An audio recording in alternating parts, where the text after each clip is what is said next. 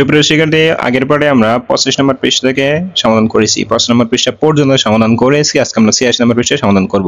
তোমাদেরকে একটা কথা বলতে চাই, তোমরা যারা পূর্বের ভিডিওগুলো দেখতে চাও অবশ্যই একটা নিচে একটা অল পার্টনার ডিসিশন লিংক দেওয়া আছে। এই হিন ধর্মের পুরো লিংক অর্থাৎ শুরু থেকেই আজ পর্যন্ত সকল পাঠ ওখানে দেওয়া রয়েছে। তোমরা সেখান থেকে প্রয়োজনীয় অনুযায়ী সেটা দেখে নিতে পারো।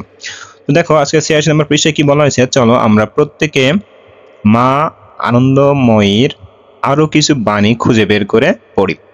নিজের পরিবারের সদস্যদের সঙ্গে সেগুলো নিয়ে আলাপ করি। তাদের কার কোন বাণীটি ভালো লেগেছে, কেন ভালো লেগেছে শুনি। এবারে এককভাবে নিচের প্রিয় বাণী ছকটি পূরণ করি। দেখো প্রিয় বাণী এখানে বলেছে মা আনন্দময়ী বাণী, আর কার ভালো লেগেছে এবং কেন ভালো লেগেছে সেটা। তো এখানে দেখো আমাদের 3টা বাণী লিখলেই যথেষ্ট। তো চলো আমরা এই 3টা বাণী দেখে আসি। দেখো কাজের নির্দেশনা দিয়েছি। প্রথমে বইয়ে প্রদত্ত মা আনন্দময়ীর বাণী সমূহ পড়ি। এখানে পড়ি হবে, একটুখানি মিস্টেক হয়েছে। পড়ি এবং ভালো করে বোঝার চেষ্টা করি। এর বাইরে আরো কিছু বাণী সংগ্রহ করি।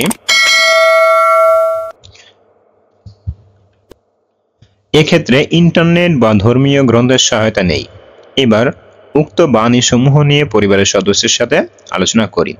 তাদের কার কোন বাণীটি ভালো লাগছে এবং ভালো লাগার কারণ জানি। এভাবে ধারণা নিয়ে নিম্নোক্ত প্রিয় বাণী ছকটি পূরণ করি। তো দেখো নমুনা প্রশ্নের উত্তর মা আনন্দময়ীর বাণী বিষয়ক নিচের ছকটি পূরণ করে দেখানো হলো। তো এবার দেখো প্রথম মা আনন্দময়ীর বাণী, প্রথম বাণীটা দেওয়া হয়েছে এই বিশ্বখানি সবই তার বিবৃতি, তিনি তার ক্রিয়াস্থল। এখানে বলা হয়েছে কার ভালো লেগেছে, কেন ভালো লেগেছে। দেখো এখানে দিয়েছে বাবার ভালো লেগেছে, কারণ মা আনন্দময়ীর বিশ্ব ব্রহ্মাণ্ড সম্পর্কিত এই বাণীটি বিশেষ তার তাৎপর্যপূর্ণ, বিশেষত তার তাৎপর্যপূর্ণ।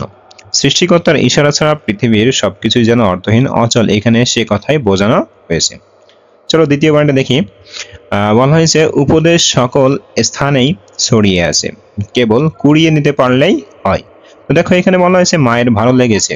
কার ভালো লেগেছে? মায়ের। কারণ কি? কারণ এ ধরনের প্রতিটি রং, রূপ, বৈশিষ্ট্য প্রভৃতির মধ্যে জ্ঞান লাভের, শেখার, অভিজ্ঞতার লাভের অনেক কিছুই নিহিত রয়েছে। আমাদের শুধু উপলব্ধির চোখ দিয়ে খুঁজে নিতে হবে। এবার চলো আমরা তৃতীয় নম্বর যে বাণী সেটা দেখি। বলা হয়েছে এসবই তার লীলা, নিজেকে নিয়েই নিজে খেলা করছেন।